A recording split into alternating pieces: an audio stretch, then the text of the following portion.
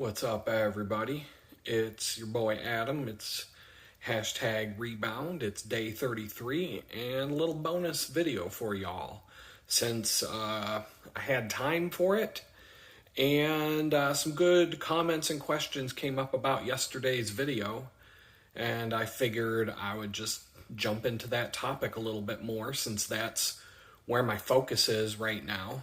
And I'm just going to jump over to the little bit of notes that I took here, and we'll just go from there. I got some questions and comments related to bicycles and cycling, and to be honest, right now, that is, other than the work, other than working at the bakery, doing freelance projects and all kinds of other things, putting in, 70 to 80 hours. I put in over 80 hours last week. Today is the first day of the new week. So I've been pretty much nonstop since 5:30 this morning. So being productive. And so I did take some time out of today. Just timing-wise, it worked. To answer your questions from yesterday's video. And tomorrow is Tuesday and Wednesday this week is dedicated completely to my freelance projects, trying to get some websites. Probably not finished, but far enough along that I can schedule meetings with everybody involved, and, people need to be kept happy, see that their projects are moving forward, and hopefully get down to where I can estimate how much more time we need to get these things live. So yeah, some questions and comments related to bicycles and cycling. That is primary focus for me right now, mainly because if my bicycle wasn't my only and main form of transportation right now, I would not be as obsessed about it as I am right now. So I'm just, my next order of business after I get the cycling more or less squared away and all of the bicycle stuff that I want to get done out of the way, and know that at a moment's notice, I can just pick up and, ride my bike 30 miles for one reason or another without any hesitation or concerns. Right now it's a 5-mile ride to and back, but it's my only form of transportation for the most part. I mean, I can borrow a vehicle, but I don't like to. And once I get the bicycle squared away and I'm comfortable with that, my next order of business is to find my own place to live. And so that's going to take a little bit of time. I've been looking around. I've been pricing things, based on where my income is right now and all of that. I generally know what's available and what it's going to cost, where it's going to be. And, I've got some ideas and things like that. I need to take the next step. So, the first step was just getting settled in, getting a job, anything at all that would help, pay for groceries and pay for the daily expenses of life. In the meantime, I'm building this business, and hopefully that will take over completely, and I won't need to work another job. And but until that day, it's good having some supplemental income coming in on a regular schedule. And so I'm not complaining at all about that. It's just making it hard to dedicate time to all the different things I want to work on, these videos included. But like I said, sometimes you guys leave comments in the video that make coming up with an episode for this channel very easy. And so the first question, and the one that I'm going to spend the most time on, because I think it's useful information for everybody who wants to get into biking. This comes from John S. IL1DR. And he said yesterday, in your bike video, will you please mention bike brand names? I just want a commuter bike for smooth terrain riding. So many brands in the thousands of dollars, but I'm only willing to part with $400 at the most. Good to see you doing well, Adam. Well, thanks for that. And I think it's a great question.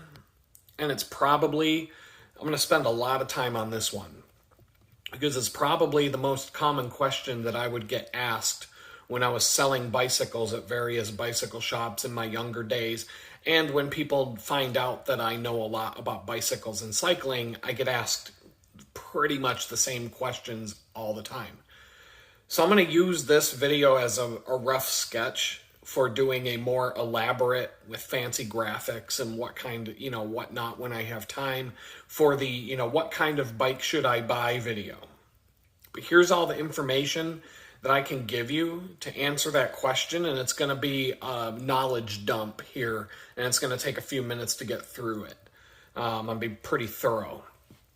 But the first thing overall, you mentioned bike brands, and I really wouldn't recommend a bike brand per se, other than to avoid department store brands like Huffy and others that you would find at Walmart, Target, and places like that.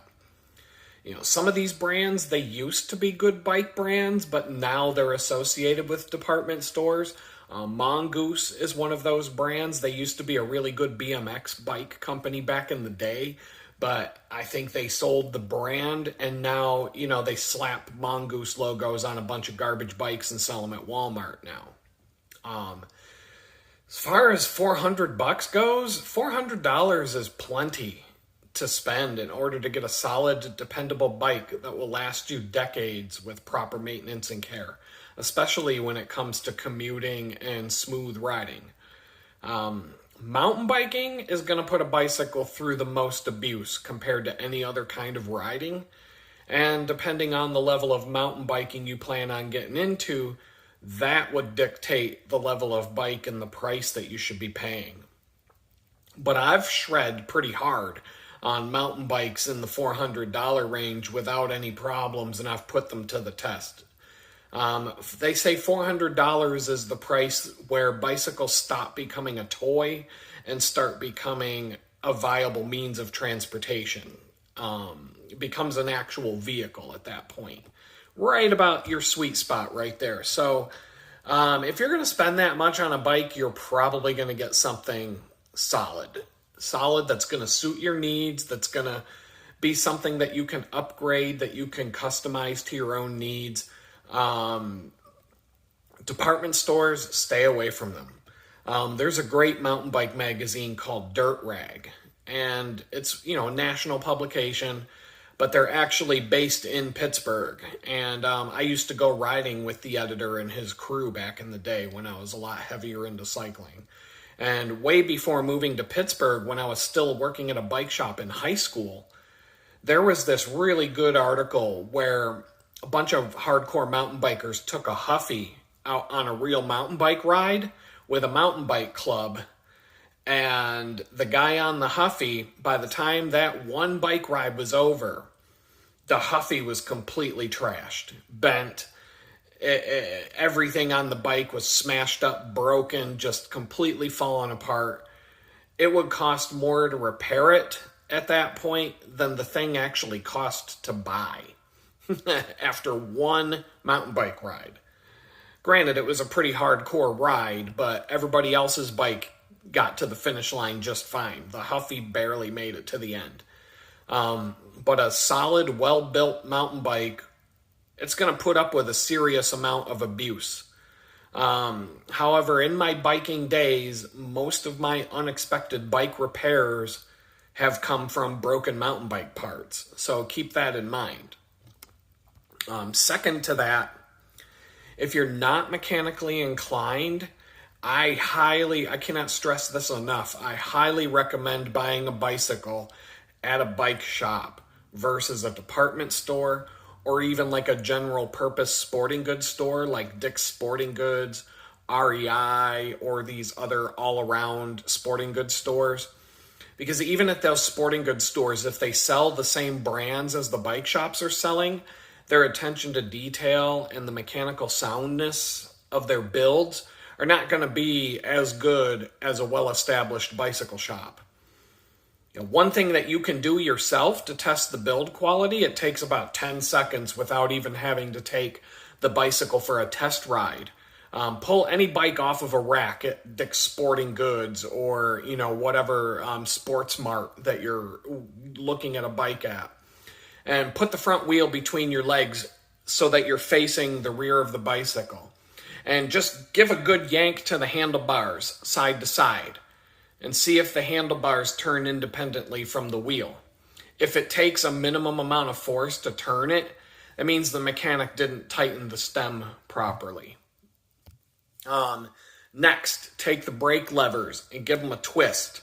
You know, like a throttle on a motorcycle. Just give them a twist. Not squeezing the brake levers, but just twist them around the handlebars. It should take significant effort to twist the brake levers around the handlebar. And if you can just grab the brake levers and flip them around, then that's another sign of poor build quality. Both the stem and the brake levers should be tight enough not to move while you're riding, but they might move in the event of a crash. It's better that those parts move a little bit under extreme force than break off completely. So there should be, but it should take significant effort to turn those. You shouldn't just be able to put your knees around the front wheel and spin the handlebars around independently from the fork. Before you go yanking things out of alignment, check to see if the stem is in alignment with the front wheel. They should be in a straight line with each other when you're looking straight down. Check the tension of the quick release on the wheels, if the wheels have a quick release lever, to see if the lever can be knocked open without hardly any effort. When you close the lever, they should be tight enough and hard enough to close that it leaves an imprint in the palm of your hand when you flip the quick release lever closed. If they're on so loose that you can just open and close it with minimal effort, that means whoever put that bike together wasn't paying any attention or was in a hurry, just didn't care, or just didn't know how to build it properly. Take the saddle. Go to the nose of the saddle and give it a good fist bump on the nose of the saddle and see if you end up with a saddle pointing down. And then twist it left to right in the seat post. It shouldn't really move that easily. And those are just a handful of things that you can quickly test out. It should take 10 to 20 seconds. And if you find all these things are loose and wonky, leave the bicycle as the twisted mess that you made it and put it right back on the rack, just like that. That's what me and my friends always did. I still do this to this day when I go in a department store bike, especially if I'm with a friend, and I'll just grab a bike off the rack and go, watch this, twist, twist, wonk, bang, bang, bang on the seat, pop the wheel open. Like, if it's not built correctly, just leave it a twisted mess on the rack. Let somebody come fix it, because you don't want somebody going out on a test ride or taking that thing home in that condition and going out on a ride and then flipping over the handlebars because the bike wasn't sound. It's just not a good scene. The bicycle should be ready to ride when it's on the showroom floor. I mean, that's just the way it is. Now, if you're just as comparison, go to your local Walmart or Target or any store like that and do the same thing with the bikes that you see there. You're going to be shocked at how badly the bikes are put together there. And those kind of stores like Walmart and Target, they pay somebody to come in and assemble the bicycles piecemeal so that the person putting them together is getting paid per bicycle. And it's just in their best interest to yank it out of the box, slap the thing together without any care to safety or making proper adjustments. They're probably not even adjusting gears or anything like that. They're slapping these things together because they're getting paid per bike. They're not getting paid by the hour. So there's nobody at the department store that's even going to know how to properly adjust anything or fix anything. So if you don't know how to do that stuff yourself, just avoid that like the plague. Another thing you can do, if the seat post has a quick release lever to raise and lower the seat, open the quick release lever and pull the seat up to see if there's any grease on the seat post. Any reputable mechanic will grease the seat post before doing anything else on a bicycle build. It's the very first thing that you do when you pull a bicycle out of the box before you even start cutting the zip ties and taking all the protective bubble wrap and stuff off. Greasing the seat post, because then you put the seat post into the bike frame and then you use the seat post to clamp the bicycle to the rack in the shop, your work stand. And so that's the very first thing that you do when you pull a bicycle out of the box is grease the seat post. And if you don't see any grease on the seat post, that's another sign that whoever built that bike doesn't know what they're doing. Any mechanic who has tried to remove a stuck welded seat post from a bicycle, because water gets in there, things tend to rust, they'll seize up if the thing is not being adjusted over a period of time.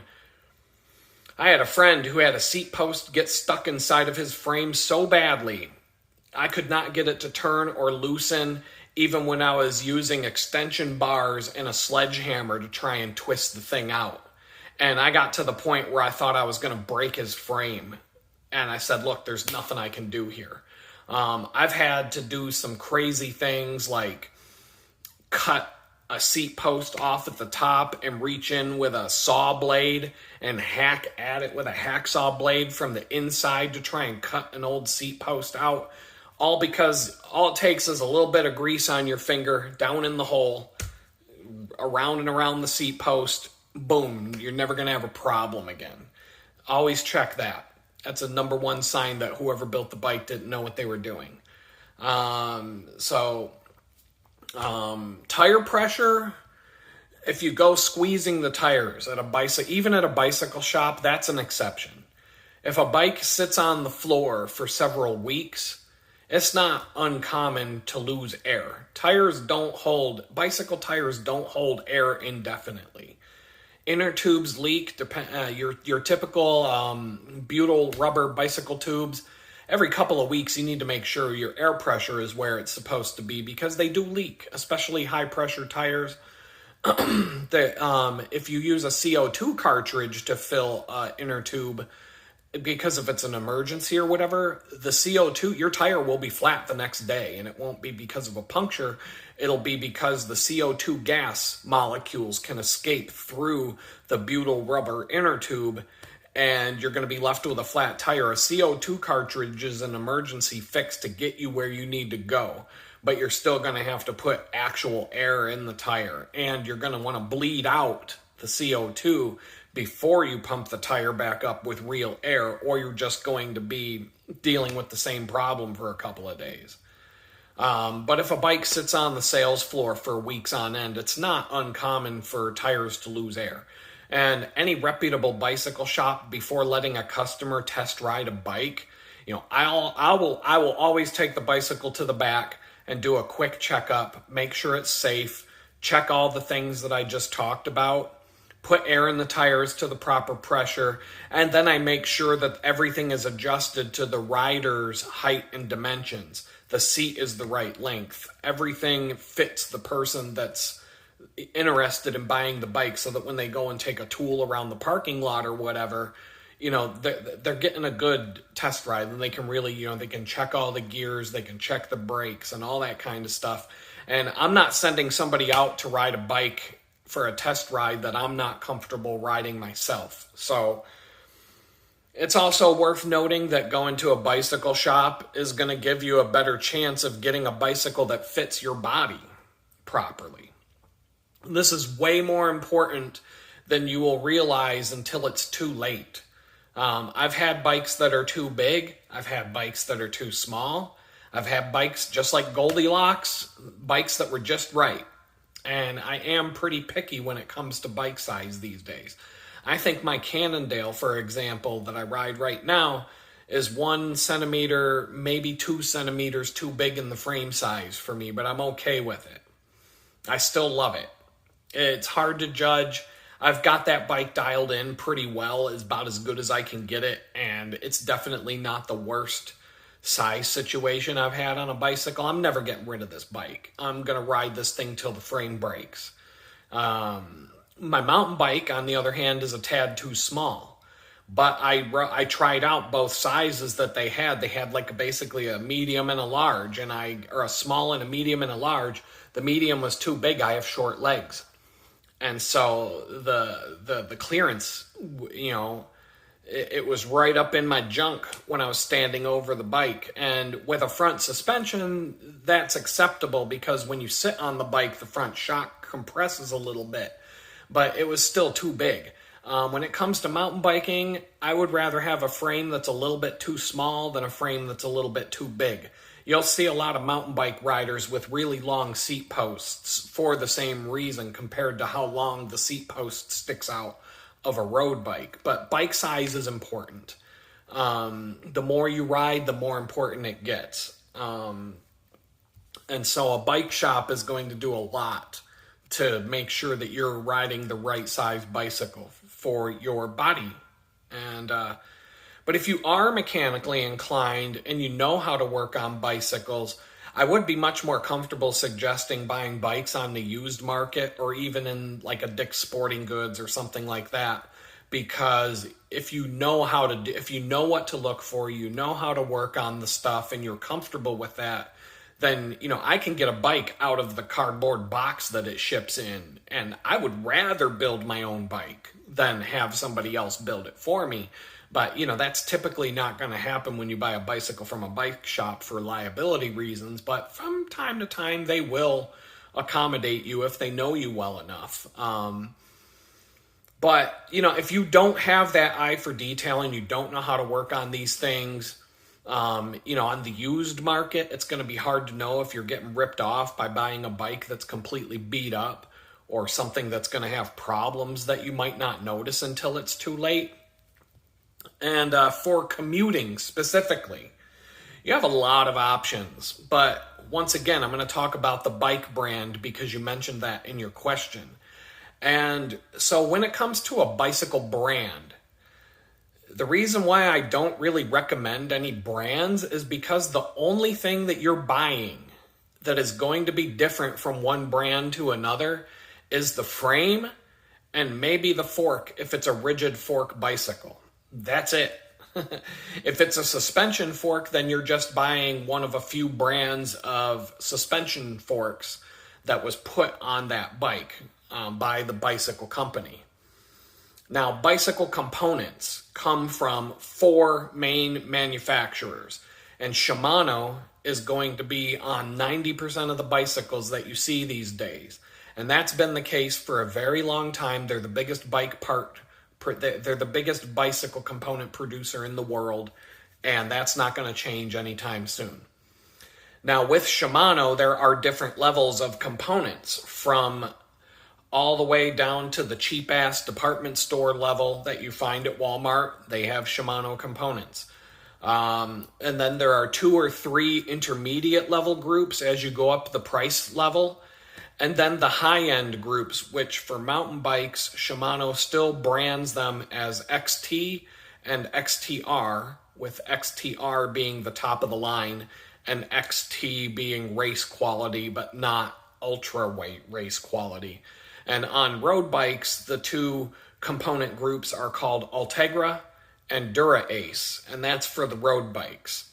Dura Ace being the highest quality and the most expensive of the lineup. The lower groups, they change their names over the years, so I'm not going to name them. On a quality bicycle, one thing to look for is where the rear derailleur attaches to the bicycle. It'll have, on a good quality bicycle, there will be a single thick Allen bolt going through where the derailleur bolts to the bike, and there will be a boss on the bicycle frame designed specifically for that derailleur to screw into. Where on a department store bike, the derailleur will have some sort of plate attached to it. And then that plate attaches to the rear wheel dropouts, which the dropouts are where the wheel slides up into the frame before you tighten it down. So on a quality bike, the rear derailleur is going to attach directly to the frame. On a low quality department store bike, the derailleur is going to be attached via a plate that cups to basically attaches to the dropout, usually with a tiny little bolt. The other 3 component brands that you might see on certain bikes, one of them that's pretty popular right now is called SRAM, S-R-A-M, and they're more common on mountain bikes. That's a mountain bike component company. Campagnolo is an Italian component company. Shimano is made in Japan. Campagnolo used to be the other, well, they are the other big component manufacturer. They're called Campy for short. But Campagnolo is typically only found on high-end road racing bicycles. Their low end starts pretty high in the price point. If you're buying a bicycle that has Campagnolo parts on it, you're already paying close to $1,000, and that's the starting point for a Campy equipped bike. And you know, that's for bicycle enthusiasts. That's for, you know, Europeans. They like that stuff. But Shimano, the high end Shimano stuff is just as good. It's just different. There's another brand called Suntour that still exists to this day, but you see their main components less and less on modern bicycles. I've had a few Suntour equipped bicycles, and that brand would have been typically found on the medium level and lower priced bicycles. It's not the cheapest stuff that you can find, and it's not the most expensive stuff. It usually sits right about in the middle. Even my Cannondale that I'm riding right now has a few Suntour parts on it. One of them is a shifter that I've had since I was 14 years old. So, I mean, the stuff does last. I have a whole, I call my Cannondale, it's my Red Rocket. And I also call it the Franken bike because it's literally a Frankenstein of bicycles. Pretty much every part on that bike is mismatched in some way, shape, or form, but it all works together properly. So it's just, there's no, anybody who knows about bicycles, when they see this bicycle, they have to do a double take because they see all the random stuff that's on it, and it doesn't make any sense to anybody except me because I'm the one who built it. So with one of those 4 component companies, which covers the drivetrain, your chain rings, your cassette or your rear cogs, in layman's terms, the derailleurs, sometimes the brakes. Those 4 companies are going to cover the drivetrain and braking systems on just about every single bicycle that you look at. And at the $400 price point, it's probably going to be Shimano across the board. And if you compare one brand to another, to another, to another, at the $400 price point, you're going to see that it has the same Shimano components from one bicycle to the next, to the next, to the next. And really the only difference is going to be the frame and some of the other parts. Some of the miscellaneous parts like the saddle, the stem, pedals, and other parts will come from a variety of manufacturers. Many of the bike companies will stamp their logo on various parts. You know, typically the handlebars, the stems, the pedals, saddles, and certain things like that. Some manufacturers do produce their own components. Specialized is one of them. Specialized components are pretty good. And when I say components from them, I mean the non-drivetrain system parts. You know, not the shifter, not the derailleurs, not the chain, not the cogs, not the crankset and the chain rings, but like things like the saddle and the handlebars and the stems and the pedals and stuff like that. Specialized, I'm pretty sure, manufactures their own stuff. They manufacture a lot of bicycle parts and components and accessories. As far as Trek goes, from my memory, especially on the lower end bikes from Trek, they'll stamp a Trek logo on parts that are manufactured by some China brand. And, you know, a lot of other companies do this. And that doesn't necessarily mean that the parts are junk. It just means that the bike company is buying so much of it and they're buying it in bulk that the China factory is stamping the company logo on them. But a Giant stem and a Trek stem might be the exact same stem. It just might have a different logo on it because it came from the same China factory. So, generally any bicycle brand sold at a bicycle shop is going to be relatively the same at every price point. What if it's a $500 bike for a Trek a $500 Specialized, a $500 Giant, etc. They're pretty much going to be the same bike. You're paying for the frame. You're paying for small differences between the bikes. Sometimes you might get a better frame with cheaper parts at the same price point where another company gives you a cheaper frame with better parts. And I think that happens more when you're spending like the $1,000 and up price points. And for example, when I was in high school, granted, I worked at a bicycle shop, so I had access and discounts and other things. And, I used to race and I had access to stuff. I had a Gary Fisher that had I bought a GT or a Raleigh at the same price point, I would have gotten better components for the price that I paid for the Fisher. But with the Fisher, I was getting the best frame that they made. And it was one notch, two notches down on it was one notch down on the component ladder. But the exact same frame as the most expensive bike in the Gary Fisher lineup. Identical frame. The frame on the three most expensive Gary Fisher mountain bikes were identical. It was the parts that were stuck to the frame that caused the price to jump from $1,000 to $2,000 to $5,000. I think it went from $1,000 to $2,500 to $5,000. So I got the $1,000 version because it had the same frame as the $5,000 bike. And which means over time, as I start breaking things off, I can gradually turn my bike into the top of the line Gary Fisher by replacing all the components that snap off as I go shredding through the woods. And so with that, these days you got so many different types of bicycles, it's become ridiculous. However, all of them fall into three main categories, and that would be your road bikes, mountain bikes, and hybrids. Now, you can take each of these three categories and break each one down into a dozen subcategories. I'm not kidding when I say that every specific kind of bike ride you can possibly go on, they make a bicycle specifically for that exact ride now. Just like when you go into the grocery store and you see 50 different kinds of laundry detergent on the shelf.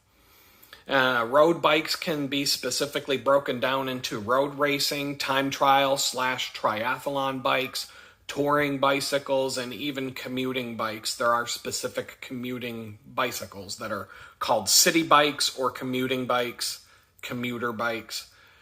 You also got track bikes, which fall into the road bike category, kind of, but those are going to have a single gear.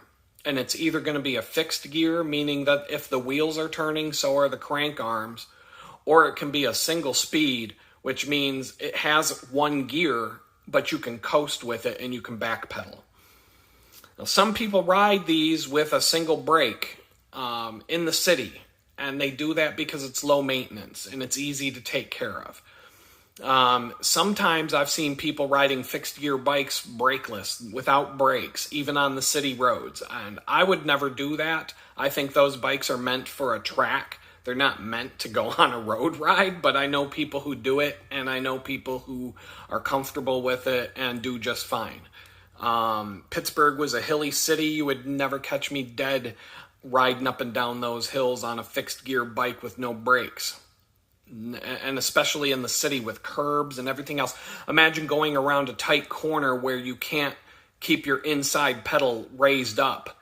And I've seen people break their ankles and smack their feet on curbs because they're on a fixed gear bike and the bike crank arm forced their foot into a curb as they're going around a tight corner. So, that's not where you are. I'm going way off tangent with this question and answer session here, but getting back to the bike types, mountain bikes, they can be broken down into cross-country varieties, including a hardtail, which means no rear suspension, dual suspension, which means front and rear shocks, and fully rigid, which means no front shock, a rigid fork. Dual suspension bikes can be broken down into various downhill racing categories, some of which weigh up to 60 pounds, but they have suspension travel equal or more than that of an off-road motorcycle.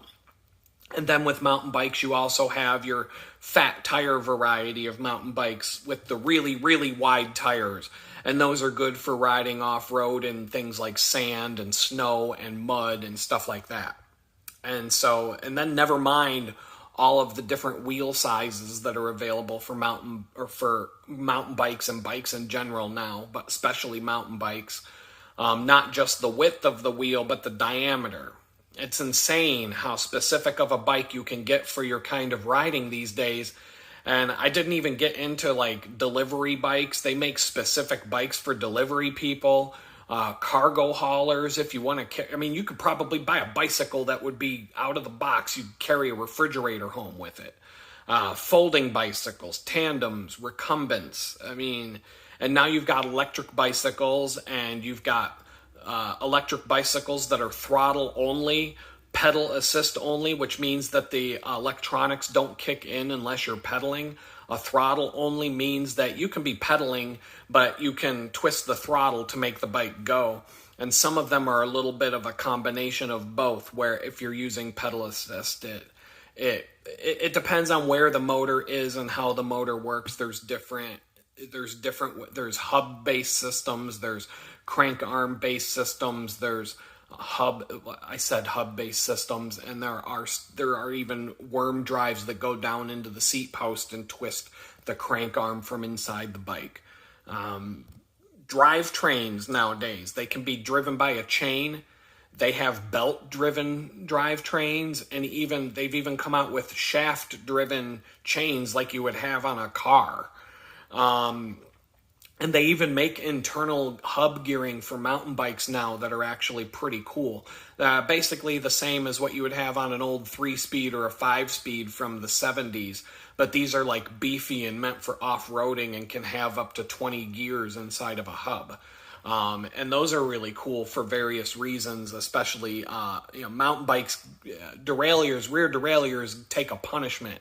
It's the rear derailleur on a mountain bike is probably the most common thing to break off on a mountain bike ride, and having an internal hub gearing system that pretty much negates the possibility of your derailleur snapping off in the woods.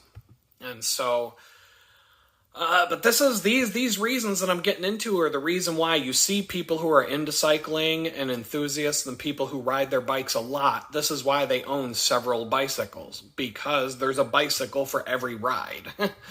Right now, I own a mountain bike and a touring bike, and my mountain bike is still in Pittsburgh because I couldn't fit it in the van when I drove down here. But in my 20s, at any given time in my 20s, I was known to have up to 50 bicycles hanging up in my shop at home. You'd see me showing up to club rides and all kinds of crazy stuff. You never knew what I was going to take out on a ride on any given day. And there are crosses between road bikes and mountain bikes which aren't really called hybrid, but they're basically called cyclocross bikes and gravel bikes. And these look like a road bike. They'll have the drop style handlebars that a road bike has, but they're going to have wider tires with knobby tire treads, and it's meant for going off-road to an extent. And cyclocross racing is a combination of riding on roads and mud and dirt and gravel. And a gravel bike, I see people go on mountain bike group rides with gravel bikes, and they do pretty well. They're just not as easy to handle in technical situations when you're off-road on really challenging terrain in the woods because the handlebar style. But if you're a good bike handler and you have finesse, you can make anything work. And then you have hybrid bikes, and these are typically set up more like a mountain bike with the mountain bike style flat handlebars and components and geometry that match what you would find on a comparable mountain bike, but they're going to have larger road-sized wheels and with tires that are an in-between width, narrower than a mountain bike but wider than a road bike, and with higher typical air pressure than you would run with a road bike, but higher air pressure than you would run with a mountain bike, but lower air pressure than you would ride with a typical road bike. Now hybrids, They can come out of the box for various purposes. Some of them are more like road bikes where they have slick tires and they're designed to be fast out on the road, but give you a little bit more ability to handle the bike like a mountain bike's going to have. But they're not going to be very good off-road. Or sometimes the hybrids come with a more beefy treaded tire that can perform in the dirt in muddy situations, but not at the level of abuse that a mountain bike can sustain for things like that. It's meant for kind of like an all-purpose bike. Some hybrids will have a front suspension fork, but most of them won't. Some hybrids are built and sold for comfort with wide padded springy seats and high-rise handlebars and a very upright riding position where you're almost sitting straight up. And then, that's the kind of setup for a weekend family bike path ride with your suburban Griswold family. Almost like a beach cruiser with gears. And, I didn't even mention the cruiser bike types when I was getting into all the different types. Other hybrids are set up for serious cycling, but with the advantages that come with a hybrid over a road bike. So with that, for commuting, here's what you want to look for. Unless you are going to take off-road trails to get to and from your destination, you want something that's going to be efficient on the road, because you're mostly going to be on roads and paved roads, bike paths, things like that. And so that's going to leave you with a road bike, a touring bike, or a hybrid bike. And you're typically going to want to carry things with you when you are commuting. So you want to make sure that the frame has rack mounts, both on the front and the rear of the bike. That's very important. Also, with a touring bicycle specifically, the frame geometry is more relaxed. So look at the angle of the seat post on a touring bicycle compared with a road racing bike or a hybrid bike or even a mountain bike, and you'll see that the seat post is swept way back. And the primary reason for that is so that you can mount saddlebags to the rear of the bike without your heels smacking into the bags as you ride. It's set farther back. And so pay attention to that. If you plan on using panniers and a rear rack, you want to make sure that the rear triangle of the bike gives you enough clearance so that you're not smacking your heels against the bags, or you have to get real finicky about which bags you mount on a rack so that because once your heels start smacking those bags as you ride along, it's going to drive you crazy. And it's probably going to mess with your shoes, and it's going to damage the bags. Touring bicycles, they'll have things for more places to mount water bottles than your typical road bike. My touring bike has 3 water bottle mounts, one on the seat post, one above and below the down tube. And so in the mornings right now, I have a speaker mounted to my seat post water bottle mount. I can take both my stainless steel double-walled insulated coffee bottle and a shorty water bottle that goes under the down tube, and I can take both with me to my daily commute right now. Touring bikes specifically typically have the curved drop style handlebars like a road bike, and that means that it's more efficient on the road. You're going to go faster, but it might not be as easy to handle.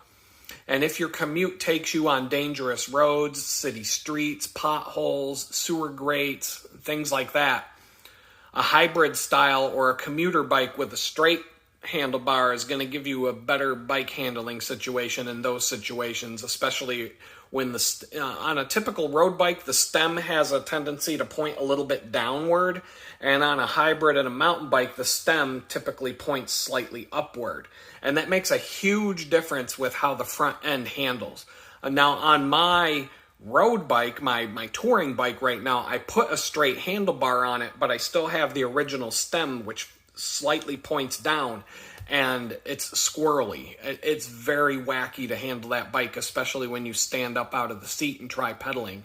If I haven't been on this bike for a while, it's very scary to stand up and pedal out of the seat until I get used to the way that the bike handles. It takes some adjustment to the body, and it's not recommended to do that. But I did it anyway, because why not?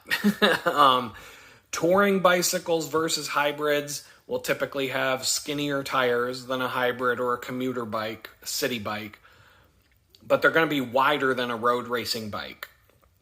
A commuter bike or a city bike, like on the opposite side, it has wider tires which are more forgiving in city situations like potholes and things where your wheels are going to take a good smack once in a while. Commuter bikes, city bikes are typically set up with rack mounts, and they also make it very easy to mount fenders and lights and other things like that. They give you lots of points to stick things onto your bike.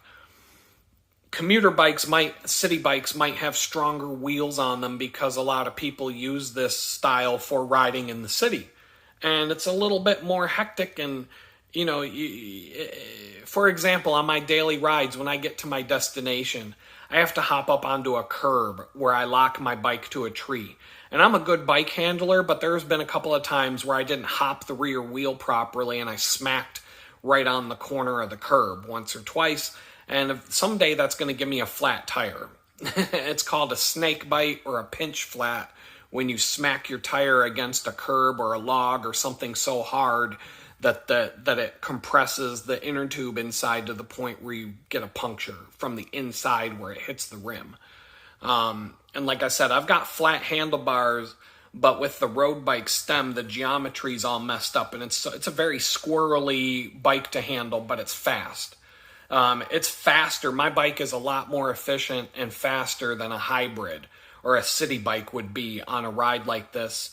On a city bike, I might average 17 miles an hour. On this bike, I can average 22 miles an hour for the same ride on the same streets. Just because it's a little bit more efficient, less drag, skinnier tires, etc. A city bike or a commuter bike might have a threaded boss for a kickstand, where a touring bike's not going to have that. I personally don't use a kickstand. I just find a place to lean my bike or just lay it down on the non-drive side. If you're going to lay a bike on the ground, lay it down on the opposite side of the chain so that the chain doesn't get grass and dirt and stuff mixed in with it, and your derailleurs don't get smacked out of alignment and stuff like that. Just a handy tip for y'all. In my opinion, a specifically made commuter bike with a flat style handlebar or a touring bike are both really good options for commuting to work. And the main difference between the two styles is this. A touring bike is going to let you carry a lot of stuff really, really far and pretty fast. And a commuter bike or a city bike is also going to let you carry a lot of stuff to work and back. And it will probably help keep you dry and as comfortable and safe as possible on your way to and from work. When people go on long bicycle tours, and I'm talking hundreds of miles cross country, things like that, they try and plan routes in advance. At least I do. And you try to avoid dangerous roads and heavy traffic, and you're not really riding through the cities, and you're planning it out a little bit. And because you're going long distance, you might want to have the efficiency that a touring bike gives you in terms of aerodynamics and skinnier tires and some of the streamline of a touring bicycle. Where a city bike is going to be kind of like a mountain bike, kind of like a hybrid with slick tires. It's going to handle better. It's going to handle like you're on a mountain bike, but you're not going to go as fast as you will on a touring bike. And likewise, a touring bicycle's not going to get you up to the same speeds that a pure road racing bike will get you up to. But if you're trying to commute back and forth to work on a road racing bicycle, then you've got other problems like where are you going to put all your stuff?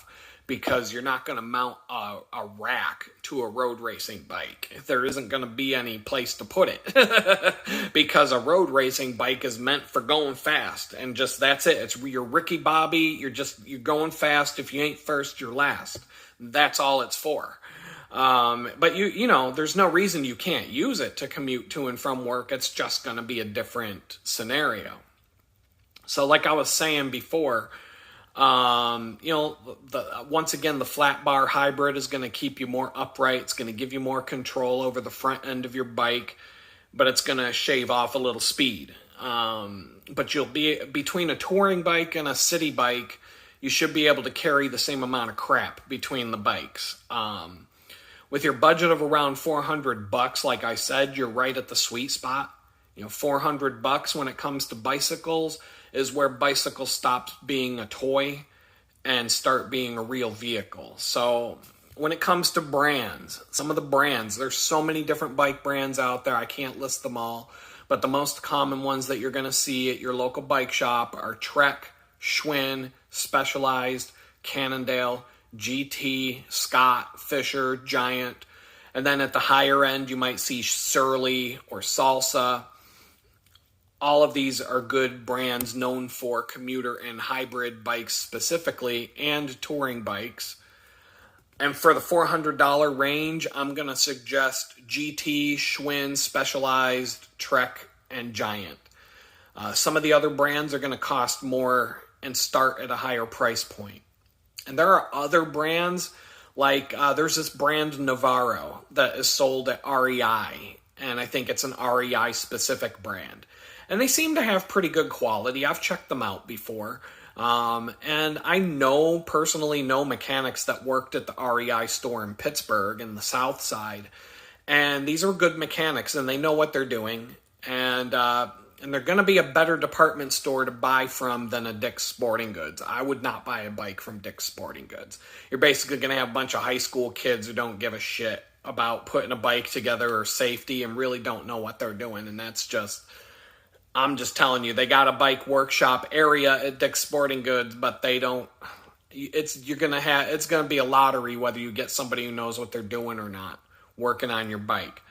I personally would be okay with buying a bike anywhere because I know how to take care of it, and I could make sure it was built up right, even if I got it out of the cardboard box that it ships in. But if you're comfortable. If you're skilled and you're comfortable buying a used bicycle, for $400, you could expect to pick up a used bike that would typically cost about $600 up to $1,000 for a brand new one, depending on the condition and how much of a deal maker you are. The most important thing to pay attention to when buying a used bicycle is the condition of the frame. Everything else on the bike can be replaced. You obviously don't want things that are obviously broken or beat on, but you really want to check that frame over for dents, dimples, feel underneath where the head tube meets the down tube and see if there's any dimples there that would indicate a head-on collision with a car. Like I was telling you, I got hit head-on by a car when I was like 15, 16 years old, and there was a dimple under my top tube. There was some significant damage. That was a 75 mile an hour hit with the combined speed of the two vehicles. So yeah, there was some bent. There was some, but I was still able to ride that. I still rode that frame. I replaced some of the parts that were broken, and still that just tells you the quality of some of that stuff. But somebody bought the frame off of me and had problems with it, and I kind of felt bad. But I was like 18 years old at the time, so don't hate on me too much.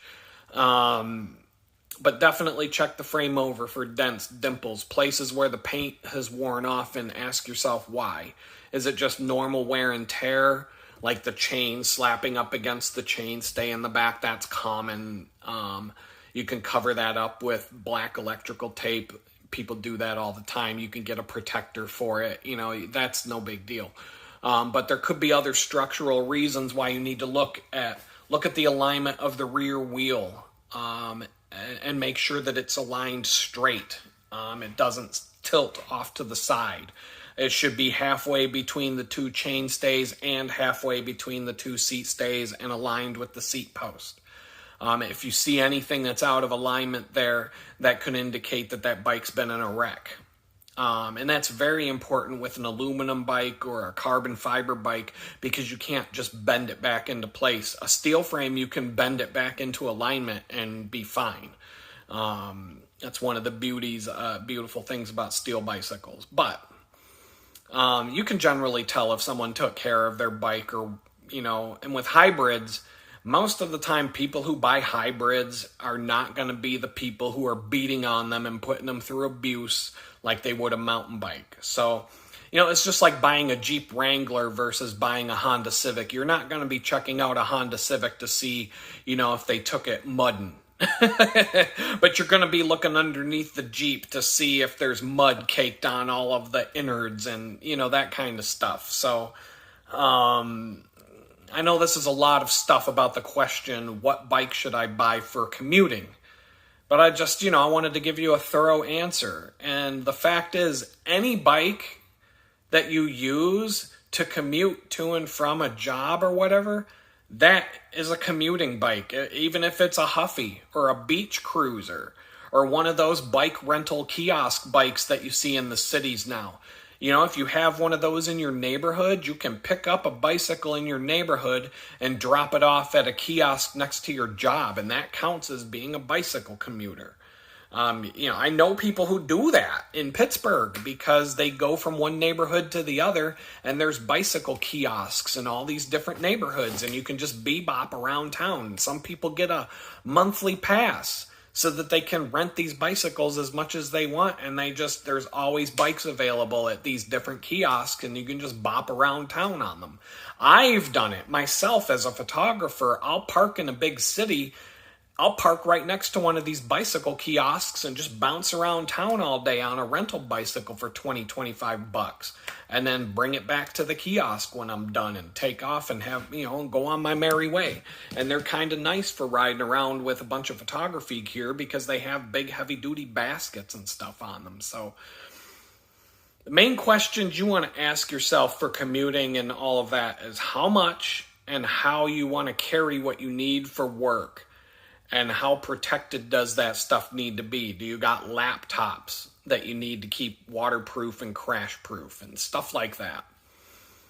If you don't want to carry it on your back, then you're going to have to put it on a rack, preferably with rack mounted bags and not just a bunch of half-assed bungee cords. And those bags and the racks can cost as much as the bike when you get into the quality stuff. So that's something that you could work up to after you buy the bike. Start out with a backpack, work your way up to getting some bags and a rack. That's what I've done that before. You might even be able to find a used bike that comes with racks and bags. If you get on Craigslist or Facebook Marketplace, you might be able to find a bike that's already outfitted for everything that you want to do, and it comes with everything. When I bought my Cannondale on Craigslist, it came with 2 racks, a bunch of different bags, a bunch of other stuff, and I sold a bunch of the other stuff for more than I paid for the bike on Craigslist. At the end of the day, I was paid over $100 to get a Cannondale from somebody. And when you do all the math, I ended up getting paid $100 to take a bicycle from a guy and keep it. So, if you know what you're doing, you can do that. And, you can make money. You can get a bicycle and get paid to get the bicycle if you work it out properly. So, I hope that answers the what kind of bike should I get for a commuter. But if you're paying $400, you should have no problem getting something that's going to last. And you should have no problem finding the kind of bike that you want to use. The main question is, are you comfortable buying it used? Or are you, but either get it used and have somebody, have a mechanic make sure it's all tuned and ready to go if you're not mechanically able to do that. Or just go buy it at a bike shop. Boom, boom, and you're done. And it really just boils down to your preference there. I got some other questions. Cherobin Son 6371 says, I too have countless on bikes my whole life, including a decade when I was homeless. I currently own 5 pre-1995 mountain bikes and just watched this while spinning on my 1986 Cannondale with a Shimano 105 Grupo and not a scratch on it. Bought for $200 in about 2014. Where I live in Vancouver, Canada, bike riding is very a thing. Most commute by bike or bus here. I believe that. Very liberal city. The liberal cities like Portland, Vancouver, Seattle, even Pittsburgh is getting up there. Those bikes are made for bicycling around. It's easier to get around a lot of these cities by bicycle than it is by car nowadays. I don't think Pittsburgh's at the same level as Portland or the heavy liberal cities, but a lot of the cities are moving toward that, making bicycles a thing. I have a 95 Kona, has dreamy response feedback and is light as a feather. Yeah, I'll bet it is. No shocks on any of my bikes. All are stock and were reasonably priced and all just go and go and go. Brake pads are my biggest thing. I prefer cool stops. They even have a rain version. Rains a ton in Vancouver. I have fenders in the winter. I can definitely agree with that. Even put plastic bags over my shoes and Velcro straps that keep the feet warm. Walmart has cheap wetsuit gloves for fishing. They can be soaking wet and stay dry, only like $12. Good stuff. My Cannondale is a 1990 Cannondale ST600. I think it's a 1990. I would have to look up the serial number in order to know the exact year, but I'm pretty sure it's from 1990. That means I was 15 years old when this bike was made, and I'm 49 now. The 90s were when bicycles really started to get good, in my opinion. There was a big jump from the 1980s to the 1990s with bicycles. And there's been a lot of stuff that's come out since the 1990s, most recognizably disc brakes and big fat tire mountain bikes. And mountain biking has gone off the rails in terms of road bikes are generally the same. Mountain bikes have gone off the rails. The biggest thing that you see on road bikes now are electronic shifting versus cable-driven shifting. And I'm not ready. I don't want battery-operated shifters on a bicycle that I plan on riding thousands of miles. I want a bike that I can go 1,000 miles and not have to charge my derailleur and my shifters.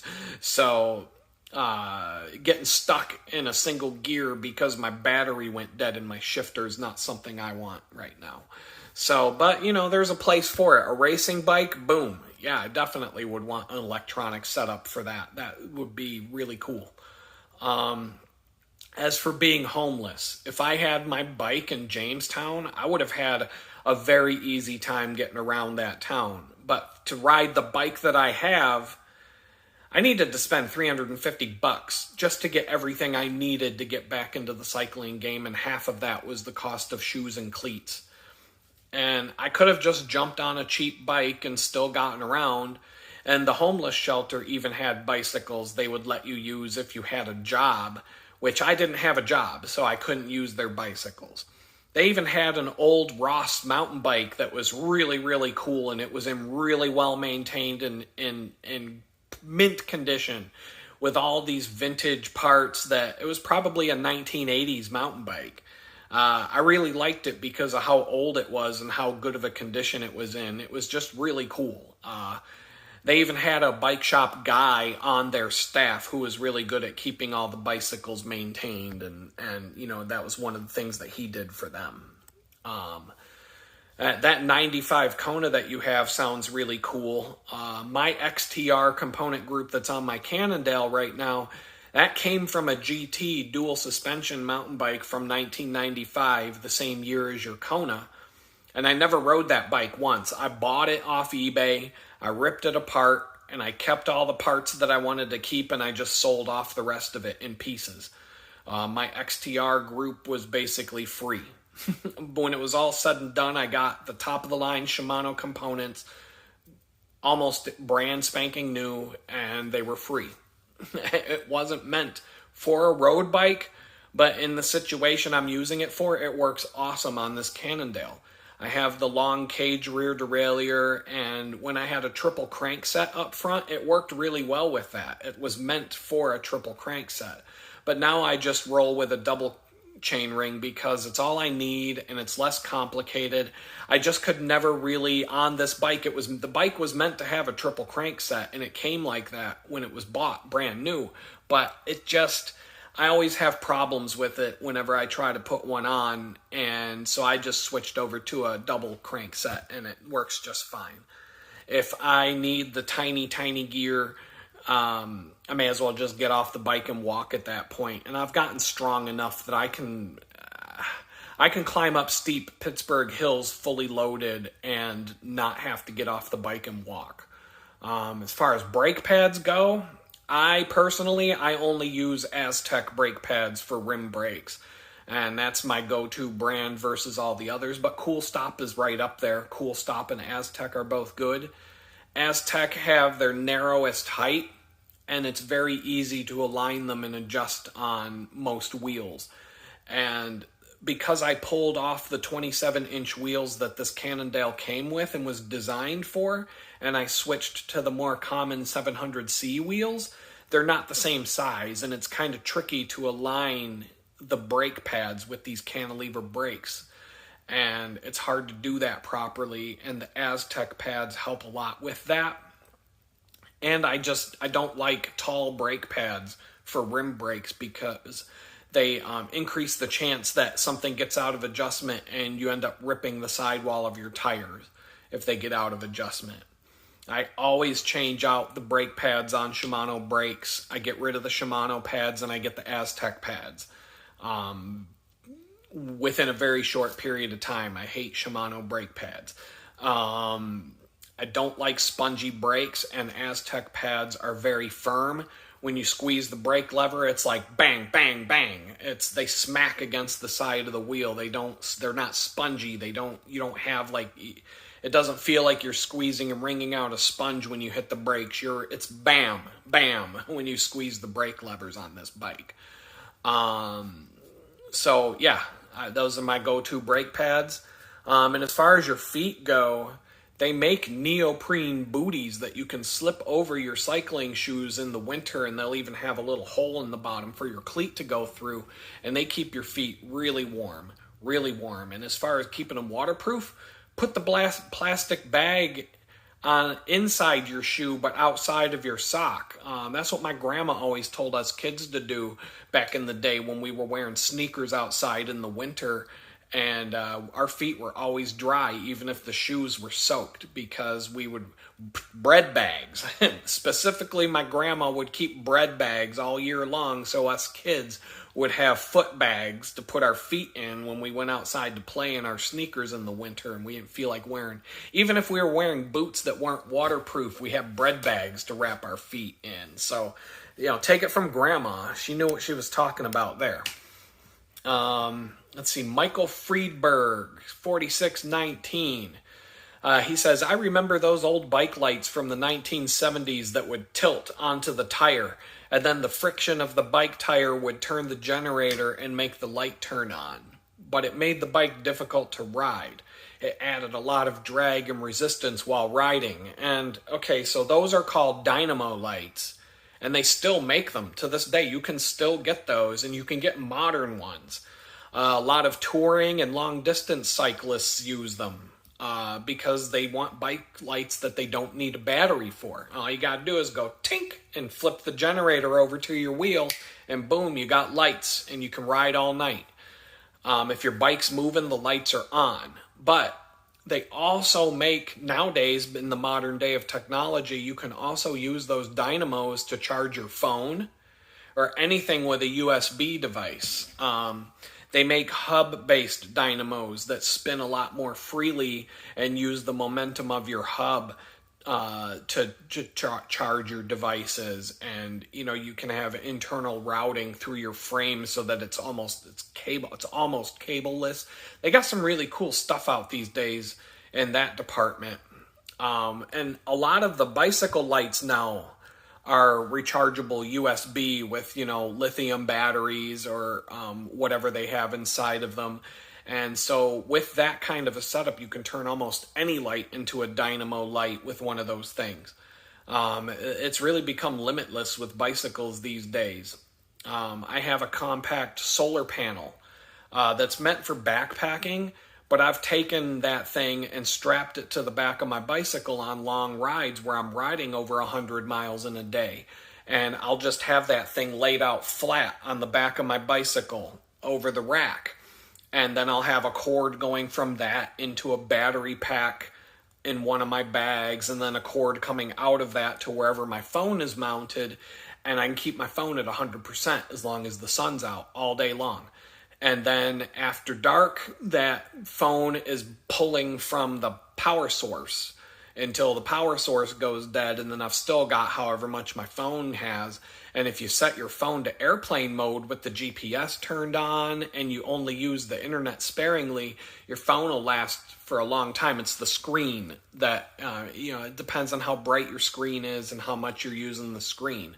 But a dynamo combined with all of that would be really useful if you can handle the extra drag as you cycle. And I'm sure the modern stuff is a lot less of a drag than the old 70s stuff used to be, and it's probably a lot more reliable, and it's meant for modern use.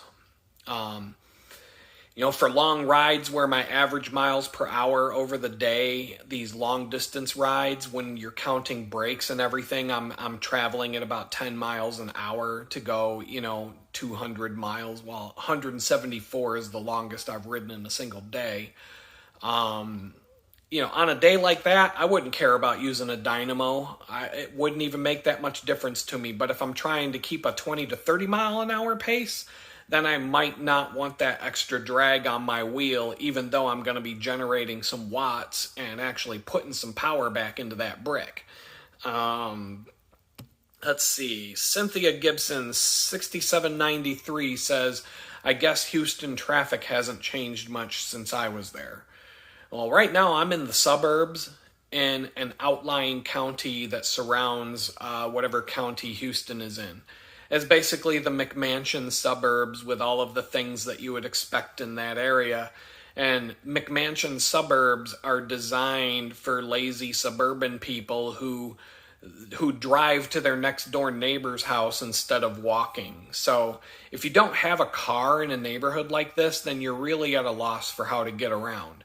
And I'm assuming that for bicycling and public transit and walking, if I move into the city of Houston, everything will be better in that respect. Most cities are. And then, let's see, Glenn Beedshaw, 727, says, good to see you, Adam. Keep your chin up, my friend. It can only get better. And I'm just going to say thanks for the kind words. It does help. Things are getting better as I go. I'm still a long way from where I want to be right now, but everything keeps improving as I go. Once I get the bicycle sorted out and some things squared away and a couple paychecks in the bank, my next order of business is just finding a place to live. And even if it's a tiny little studio apartment or a mobile trailer home in a trailer park or whatever the hell it happens to be, I don't care. It just needs to be a level of independence. And from there, I can, if I get a good 6-figure software job, then I can get a place that, goes with that. But until then, I'll do what I have to do. Another one here, Shell S4D. Hey, Adam, good to see you. Wow, you look real well-rested, healthy, more at peace, and your thoughts are well-focused with great plans.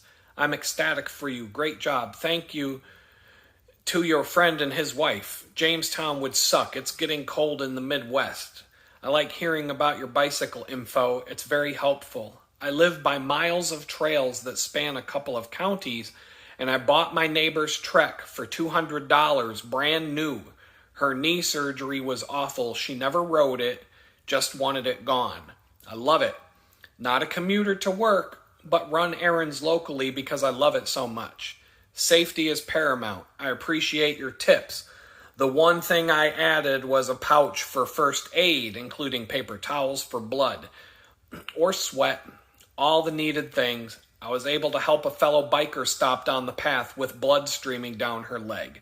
She was grateful for the paper towel plus the water that I put on it. Cleaned up nice, Band-Aid and Neosporin, and she was on her way. I always carry Benadryl. It saves lives for insect sting reactions, halts anaphylaxis. Also have an emergency kit with a bike tube, a CO2 cartridge, made by Slime, deluxe tire tackle, green package. I will add more stuff for safety. My season is about over because it's getting cold here. How scary, you've been hit by a car. Makes me a little nervous hearing about your commute, but you are wise and very experienced. Keep on keeping on, you're doing great. So right there's an example of finding a good deal on a bicycle for $200 for a bike that probably cost more than $400 when it was brand new.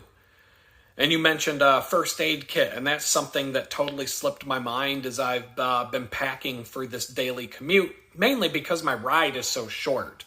It's not something I've thought of lately, but I do usually have a first aid kit in a backpack when I go on any kind of adventure, even in my normal commuting kits from before the arrest. So I got on Amazon. I'm looking at some basic IFAK kits now that you mentioned it, but I don't need to dress battle wounds.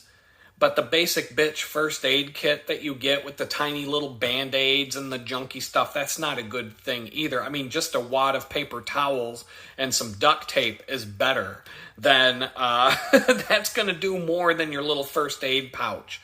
But an IFAK kit with blood clotting stuff and, basically you want something that's going to handle road rash, a broken arm, the things that can happen on a bicycle. An extra inner tube, a CO2 inflator, and all the things that you mentioned are good, especially for commuting. I don't put slime in my inner tubes, but that stuff, it does work. I've seen it used before. People do use it. It would be a good thing for a commuter-specific bike setup, for sure. Nothing like being late to work because you got a flat tire on your bike ride. I can change a flat in under 5 minutes, so it's not something I worry about too much. I get good puncture-resistant tires, and that keeps me from having any problems for the most part. I also prefer to have a mini pump capable of over 100 psi, because with a CO2 cartridge, it may not work, and you typically only get one shot with one of those. A mini pump will give you a lot of chances, and you know that the mini pump is always going to work. And the way I do it, if I get a flat tire and I've got time to just sit there and deal with it, I'll use my mini pump. If I get a flat tire and I'm in a hurry, boom, out comes the CO2 cartridge, psh, psh, and I'm done. I carry the CO2 as a backup to the mini pump. But and like I said, if you use CO2, you just got to make sure that you drain all the air out of your tire and fill it up with real air when you get a chance, because that CO2 is going to come right out of your inner tube within 24 hours and your tire is going to be flat again. They also have these tiny little USB powered mini bike pumps now. They're literally this big. And they fit in the palm of your hand, and they can pump your tire up to 120 psi or even more from what I've seen. And so I'm really interested in looking into one of those someday down the road. Maybe replace the CO2 cartridge with one of those. But the one nice thing about the CO2 cartridge is they're fast. You put a CO2 cartridge on your bike and you're just like, it's done. Your bike tire's pumped up in 2 little blasts of air. Less than 10 seconds. One of those little mini pumps, I could see that taking a minute. It's just a minute that you don't got to sit there, jamming on a bike pump for, 15 minutes. So that covers my Q&A session for today, and hopefully that was some good and useful information for all of you. And it sounds like I got a plate of some food waiting for me. And so it's getting cold, and I'm going to go check out what's waiting for me, and I'm going to upload this video, and I guess I'll see y'all next time. And I hope y'all have a good time and get done what you need to get done and enjoy riding your bikes, and maybe I gave you something that'll help you out there.